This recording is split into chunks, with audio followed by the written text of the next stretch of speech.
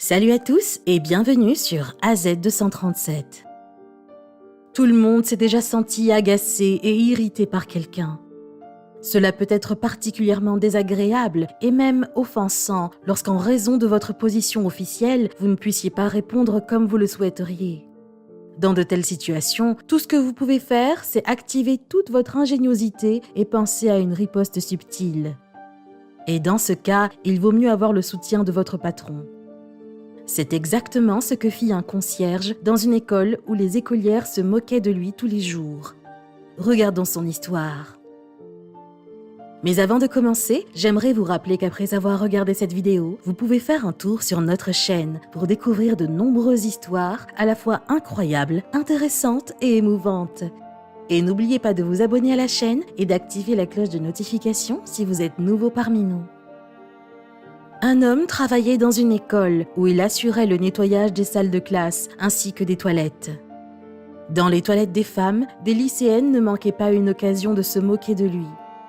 Chaque fois qu'elles y allaient, elles utilisaient du rouge à lèvres et embrassaient le miroir qui s'y trouvait.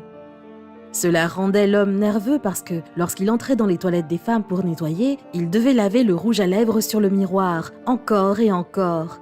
C'était une corvée supplémentaire et totalement provocatrice. Lorsque ses nerfs ne purent plus le supporter, il alla voir sa patronne et lui demanda de faire quelque chose à ce sujet. La gentille femme âgée réagit immédiatement à la plainte et annonça à toutes les filles de l'école que désormais, il ne devrait plus y avoir un seul baiser sur les miroirs des toilettes. Les écolières réalisèrent que le concierge les avait dénoncées. Mais que se passerait-il si la blague était répétée ? Il n'y aurait que des commentaires dans une conversation avec la directrice et elle ne serait inquiétée de rien du tout. Alors elles se regardèrent en souriant malicieusement pendant la classe, puis elles prirent le rouge à lèvres et décidèrent de répéter leur drôle de tour à la pause déjeuner. Comme d'habitude, elles allèrent dans les toilettes des dames et firent des bisous sur tous les miroirs. Lorsque plus tard le concierge entra, il fut choqué par l'arrogance des filles. Il devait non seulement faire cesser un tel comportement, mais aussi humilier chacune des écolières qui avaient fait cela. Un plan rusé se mit alors en place dans son esprit et il retourna voir sa patronne sous les regards moqueurs des filles.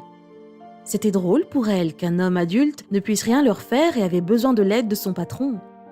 Mais à leur grande surprise cette fois, elles n'entendirent aucune annonce. La directrice quitta juste son bureau avec le concierge et invita toutes les filles à les rejoindre aux toilettes. Le concierge prit un balai à franges et le trempa dans les toilettes, puis il commença à laver les miroirs embrassés. Cette corvée me prend énormément de temps, alors pour aller plus vite, voici comment je lave les miroirs tous les jours, commenta-t-il en nettoyant allègrement.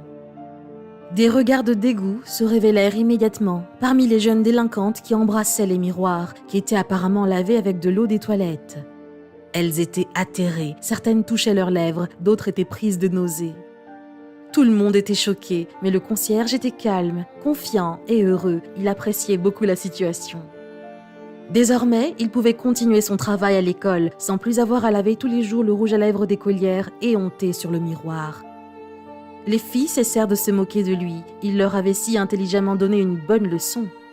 Bien sûr, il n'avait jamais lavé les miroirs de cette manière, mais il avait fait un plan élaboré avec sa patronne qui l'avait soutenu. Souvenez-vous que vous ne devez jamais vous moquer d'une personne à cause de son travail, car il n'y a pas de sot métier.